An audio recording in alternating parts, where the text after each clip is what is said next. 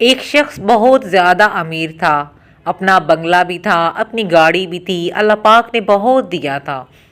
شام کو گھر آئے، بچوں کے ساتھ وقت گزارتا، کھانا کھایا اور اس کے بعد اپنے بستر پر لیٹ گئے۔ رات ہو گئی تھی، بڑا نرم بستر تھا، ٹھنڈا کمرہ تھا، مگر کروٹ بدلتے جا رہے تھے، نیند نہیں آ رہی تھی۔ اب نیند بھی اللہ پاک کی نعمت ہے، جس کو آ جائے لوگ اس کی بھی قدر نہیں کرتے۔ پوچھو اس سے جس کو نیند نہیں آتی۔ اب کافی دیر تک کروٹ بدلتے رہے، پتہ نہیں کیوں وہاں نیند نہیں آ رہی تھی۔ چلو آج تھوڑی سی فریش ایئر لیتا ہوں، شاید نیند آ جائے۔ گھر سے باہر نکلے، گاڑی نکالی اور آگے چل پڑے اور گھومنے لگے۔ گلیوں میں اچانک ایک شخص نظر آیا اور مسجد کا دروازہ کھلا نظر آیا۔ کہا چلو یار، ایسے ہی گھوم رہا ہوں، ذرا مسجد کے اندر چلا جاتا ہوں۔ وضو کر کے کچھ 2 رکعت نفل پڑھ لیا، مسجد کے باہر گاڑی پارک کی، وضو کیا، مسجد کے اندر داخل ہوتے تو جیسے ہی مسجد کے اندر غائب، پوری مسجد خالی، مگر ہلکی ہلکی کہیں سے رونے کی آواز آ رہی ہے۔ رات کو اس وقت کون ہے مسجد میں اور کیوں رو رہا ہے؟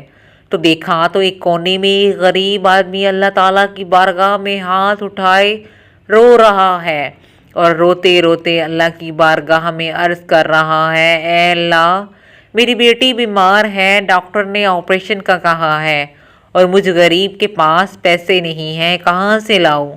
اے رب کریم، تو ہی اسباب بنانے والا ہے، مجھ غریب کی حالت زار پر رحم فرما۔ اس امیر شخص کو سمجھ آ گیا مجھے نیند کیوں نہیں آ رہی تھی، مجھے کہیں بھیجا گیا ہے اور میں ڈھونڈتے ڈھونڈتے اسی کے لیے آیا ہوں۔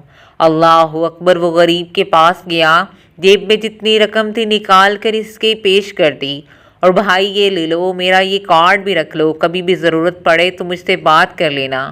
اس غریب شخص سے بھی کیسا خدادار تھا، اس نے کارڈ واپس کر دیا۔